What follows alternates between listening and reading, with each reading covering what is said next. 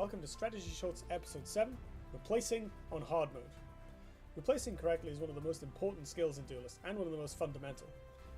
Good players in Duelyst literally just draw better than their opponents because of using the replace mechanic properly, getting rid of cards they don't need, or that are worse, and drawing better ones, hopefully, instead. So learning to replace well is one of the biggest parts of leveling up your game in Duelyst. Every turn, it can be tempting to just, throw away a card that you're probably not going to cast, or a card that you might not need, in the hope of getting something better, or just, replace at the end and be like, well, I didn't cast this, let's chuck it. This is expensive, it's early in the game, let's chuck it. Whatever. But we can do a bit better than that, and so we're going to try and do it the hard way. What I'm referring to by the hard way is, before you replace, actually taking the time to think about your plan for this turn, and ideally for future turns as well. Planning ahead is this whole complicated topic, and in order to, for the sake of brevity, I'm going to leave that for a future episode. For now, I'm just going to focus on planning out this turn, and maybe a little bit about the future and your overall game plan in the game.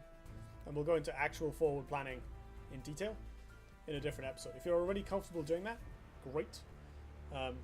Feel free to mentally substitute additional turns onto the end of these examples. If you're not used to planning ahead, let's go through it. The basic idea is that rather than just clicking on your cards one by one and seeing what happens, you want to have some, guiding principle. You want to have a plan. You want to have an idea that says, I'm going to cast this, and then it will do this, and then I'm going to cast this other card, it will do this other thing, and then I'll be in an advantageous position. This turn I'm going to kill their creature and play my own, and then next turn I'm going to play this larger creature. That sort of thing. That really helps your replaces too, right? It kind of stands to reason. If your plan is, this turn I'm going to kill their creature and play my own, well, maybe I'll replace this other creature that I'm not going to play, either in this turn or next turn. This random 2-drop that I don't need anymore because we're on turn 4 or turn 5. Maybe I'll replace this removal spell that doesn't kill their minion, or this card draw spell that I don't need because I have 4 cards in my hand. Maybe I'll replace this healing spell that I don't need because I'm on 20 life. Sometimes it's relatively easy. Other times it's much closer. Do you replace the Earth Sphere when you're on 10? Can you take that risk? Do you replace the cheap card because you might need to cast it next turn alongside something else, as opposed to playing the expensive card you're ideally going to cast? The possible courses the game can take kind of spiral out of control very quickly, and so in order to not just get paralyzed by indecision, it really helps to have a strong idea of what you're at least intending to do, and if nothing else you can replace based on that. I am definitely a victim of analysis paralysis when it comes to replaces. I'll sometimes spend the first minute of my turn thinking about what to replace and then have to rush the actual actions and mess up my positioning. Try not to do that, try not to be like me and overthink it. The main important thing is to get a picture of what you want to do this turn, right? Again, sometimes it's simple. You're on, let's say 10, they have an Ironcliff Guardian next to you. They probably have Divine Bond in their deck somewhere, right? So you want to kill it. If you already have Dark Transformation in your hand, great. Maybe you don't need to replace. Or, at least you don't need to replace first, right? Maybe it's the most efficient removal spell you can deploy right now. If there's a more efficient removal spell in your deck, perhaps you want to look for that, provided you have something else to play alongside it. Other examples. Your opponent's on 3. You're playing a Songhai deck. You don't have Phoenix Fire in your hand. You should replace something to look for Phoenix Fire, right? Sounds relatively simple. But, what if you miss? What then? And this is the difficult bit. In order to properly judge whether a replace is correct, in theory we'd need to plan out exactly what we'd like to do with the hand we had, and then think about what we could do if any of the cards in that hand were replaced with any of the cards in our deck, which is an enormous number of possibilities. The best way to narrow it down is to think of, what card do I want? What do I actually want to hit off this replace, right? Sometimes, again, let's use a simplified example. It's turn 1. I'm going first. I don't have a 2-drop in my hand. I guess I'll replace looking for a 2-drop. in the example from earlier, my opponent has an Ironcliff Guardian barreling down on me. They probably have Divine Bond. I might be dead, so I need to find a removal spell. Do I have one in my hand? No, then I should replace looking for a removal spell.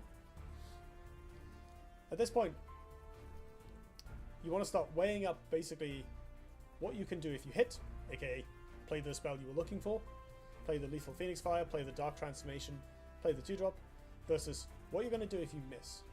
What's the best setup of the rest of the cards in your hand that you can assemble? Again, roughly, ideally quickly, because you still need to think about your actual turn most of the time.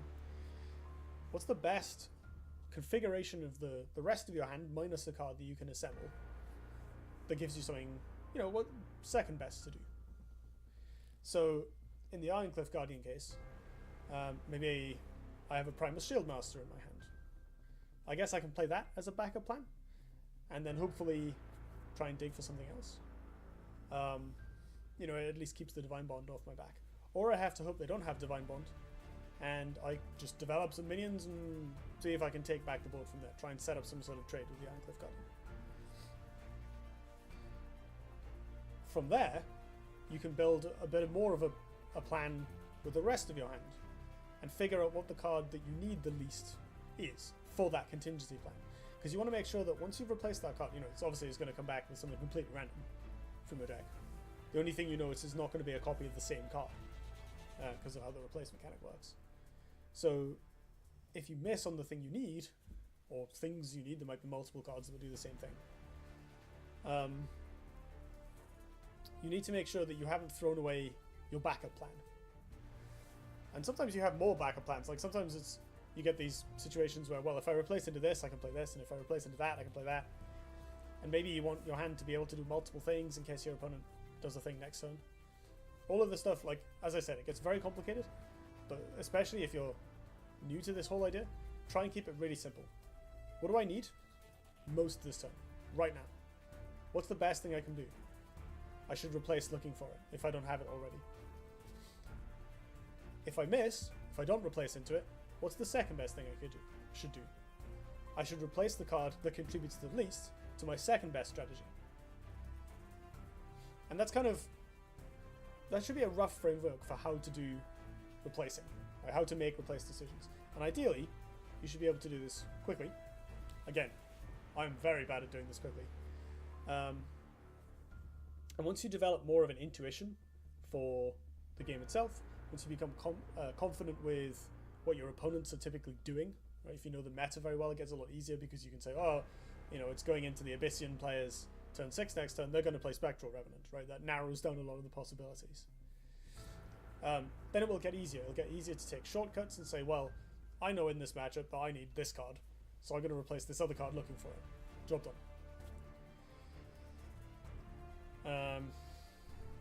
The next thing to bear in mind is, so the common wisdom is always replace first, right? Because it gives you the most information. If you think about it, if you start making plays and then replace and you find something better you could have done, whoops, too late now. So it's much better to act and make decisions once you have all the possible information you can. That includes drawing cards, replacing, cycling things, all that sort of stuff. So, for instance, we've had all these examples about, you know, needing an obvious replace, but sometimes it's a bit simpler than that, a bit subtler than that. You know, I'm going second. It's my first turn. I'm going second. I have 2/2-drops in my hand, so I play them, and then I replace. I replace into a really good 3-drop. Now I've denied myself an option. If I'd replaced first, I'd have been able to say, well, actually, I can play this 3-drop instead of these 2/2-drops. It opens up a strategic option that I didn't previously have. Right? Suppose the rest of my hand is Clunk. Whereas now, if I replace later, I've denied myself that option, essentially. And the information about that option, right? I don't know what I'm going to replace into, and I'm trying to make the best play I can this turn without knowing what my hand is, essentially. You know, because I haven't replaced yet. So there's definitely incentive to replace earlier in the turn. I don't always bother. Sometimes, if my hand is good enough, I'll spend the whole time in my turn trying to think about how to best execute that plan. Like if I'm sometimes you look at a hand, you're like, I'm sure I have lethal. I need to count mats in like 15 different ways, or I know I want to play this card this turn because I came into this matchup with the expectation that I would play this card this turn. I just need to figure out where it's going to go and what I'm doing next turn, or which creature I'm going to remove, that sort of thing. So if you know you don't need to replace, especially, it's like it's okay to replace later, just to give yourself the maximum amount of thinking time, to ensure you don't mess up your actual turn. Outside of that, and especially if there's any unknowns, or if you look at your hand and you say this could be better, or if you can think of a card that you'd rather have right now, then it's better to replace early. And it's also, similarly, it's better to play card draw effects early if you can, right? If you're looking for a card that costs 5 mana, and you have 6 mana, then it's fine to cast that Sphere of Darkness. And I actually prefer to do this before replacing where I can, for a couple of reasons. One, a lot of card draw effects might draw from a subset of cards, or generate random cards, or draw from your opponent's deck, or whatever. Right? Suppose I'm playing Scroll Bandit. Scroll Bandit effectively draws you a card when you attack with it and get the backstab, right? It puts a card into your hand. And you can replace it if you want. So if I replace and then attack with my Scroll Bandit,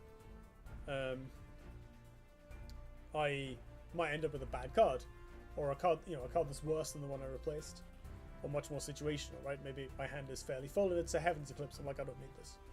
I'd much rather have the 4-drop I just threw away that I could actually cast next turn if I wanted.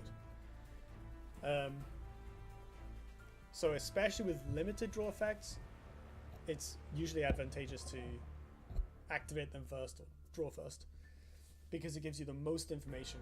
And especially with cards that can generate random cards, which are likely to be worse than cards in your deck, it's good to be able to replace them when they suck. The flip side of this is obviously a lot of that stuff costs mana. Replacing doesn't, which is a unique power of it. But, you know, even things like activating your Bloodborne spell to trigger a blue Conjurer, that costs 1 mana. You might not always have that 1 mana luxury. So sometimes you do have to make decisions about, well, if I replace into this card that I need, you know, it costs 6 mana, so I can't play this draw spell first, but I can play the draw spell afterwards if I want to dig for my, you know, dig for some contingency, or just to refill my hand a bit. So what I'm saying is, you don't necessarily want to replace first if you have draw effects that you can cast while still also being able to afford the thing you're most trying to do, or indeed your contingency plans. But if you do have that mana spare, it's better to draw first, because it gives you the most options. It gives you the most options on making a replace decision. Like most draw effects don't actually let you make a decision about what you draw, or they generate random cards from outside that you might not actually want. Whereas the replace, you have to sacrifice something. So if you can sacrifice the worst card in your hand more consistently, it's better, right? And by worst, I mean most situational, the card you're not going to use, not necessarily that it's the least powerful on some kind of raw objective scale, but just it's the worst for this hand and this board and this opponent right now. The least effective card you currently have. Of course, again, how you judge that? Well, it's what fits the least into your plan. Whether it's your plan for this turn, your plan for this turn and next turn, your whole game, and so on. I mentioned earlier that sometimes it's easy to, well, I'll just replace the expensive card because it's turn 1. But there are definitely decks and matchups where I'll hold on to some 6-drop because I know I want it. I know that with this card in my hand, I can win the game with it. A really big example is Obliterate. I usually play only one Obliterate in various creep cast control decks over the history of my time with this game. I don't think I've ever played more than one copy. And sometimes people are like, that's insane. It's one of your biggest win conditions. Surely you want to draw it. But the secret, as far as I'm concerned, for using Obliterate is just like, you just never replace it. Unless you're playing against aggro, in which case you never want to see it. You know, if you're not going to get creeped on, then the card is awful and you need to see as few as possible. But quite often, if I look at my opponent, they're playing some kind of control deck that doesn't have light benders, I'm just keeping it in my opening hand. This 8 mana spell can stay there because I'm going to use all of my other cards to build up to it and then just cast it and win the game. I can sculpt my game plan around that. And so I don't want to replace it, even though it's basically useless right up until that point where my opponent's on 10 and I have 10 creep tiles in play and 8 mana. Because that having a game plan that's so strong and so clear is actually really advantageous. It gives you a nice solid route to victory. Similarly, like if you're very new watching this, chances are like maybe you've opened 1 or 2 legendaries so far, right? Suppose you've got a Pandora, some kind of big 7-drop legendary. It's like this huge bomb. It's a very powerful card. And you're new, so you're like in bronze or low silver. You've just started out. Chances are that card is going to win you the game, or at least put you very far ahead if you cast it. So, if you draw it on turn 2, go ahead and just keep it in your hand. You see how that works out. And sculpt your game plan as best you can to set up that Pandora. Try and play other largish minions up before it to use up your opponent's removal. Try and make sure you're on a decent amount of health so that you don't die the turn you play it. And then jam the Pandora and, hopefully your opponent will be out of answers and they'll just get run over by 3/3 wolves.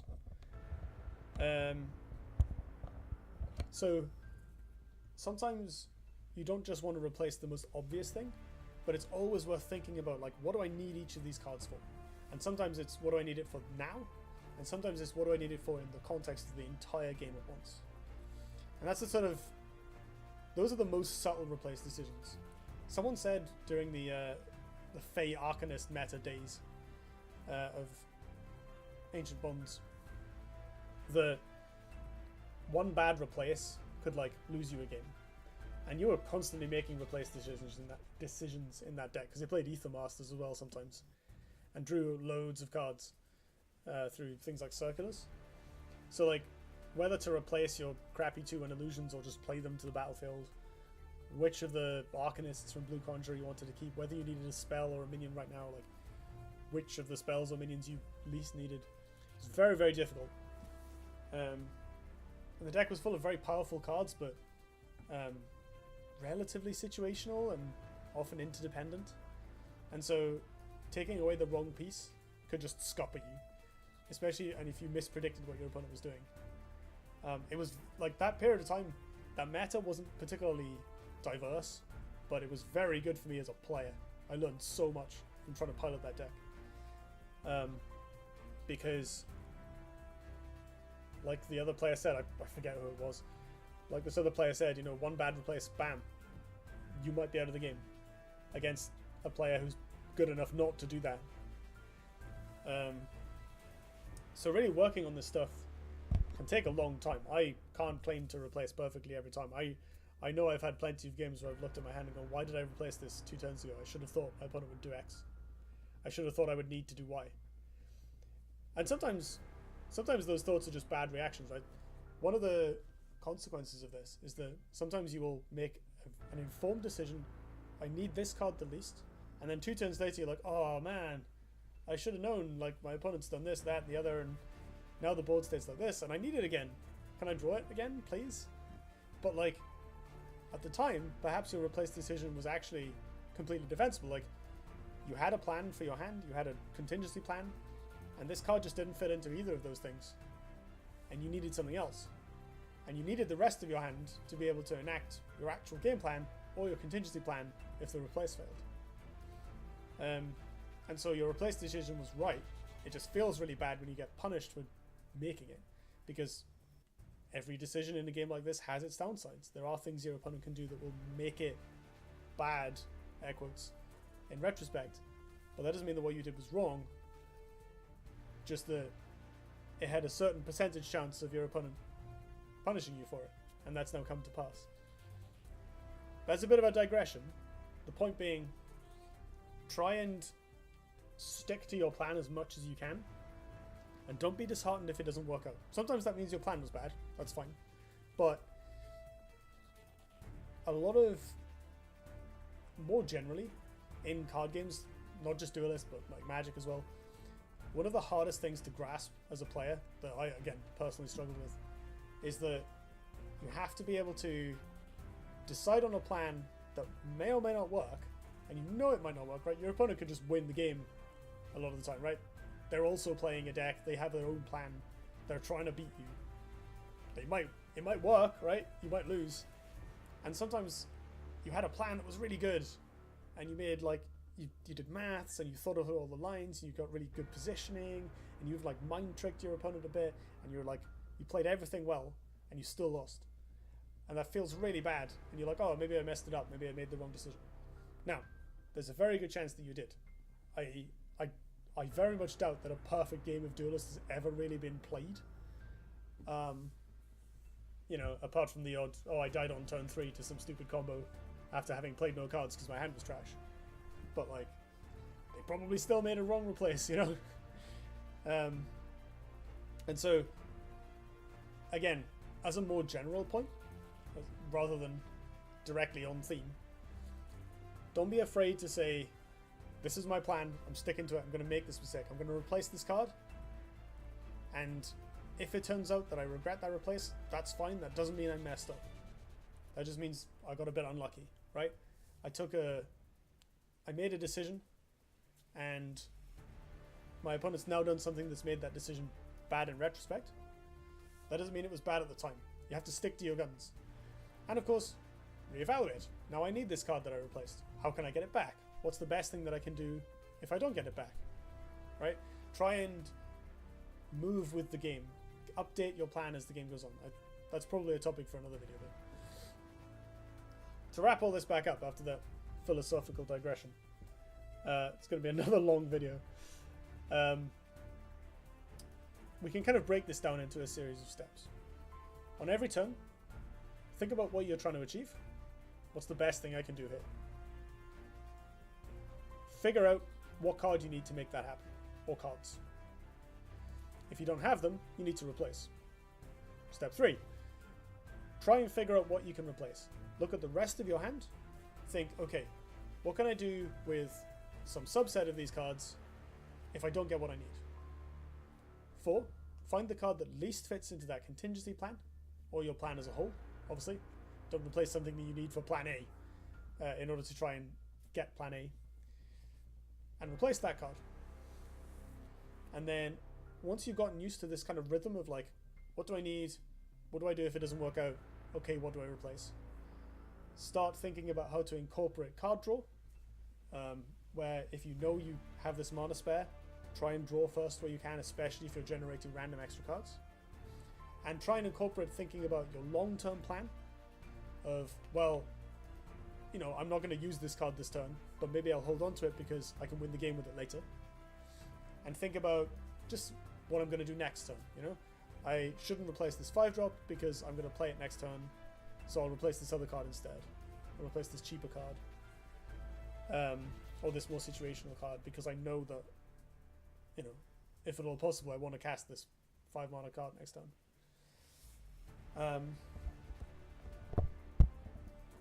So yeah, I think that's about it. Sorry for this. These videos are getting longer, I swear. But talking about this stuff is interesting. As always, let me know if you have any questions. I think this one was pretty heavy. There's definitely a few spots where it's like, that's another video and that's another video. I'll add them to the to-do list afterwards. But if you need me to clarify anything, give me a shout and I'll do my best. I hope this was interesting and informative, and I will see you next time.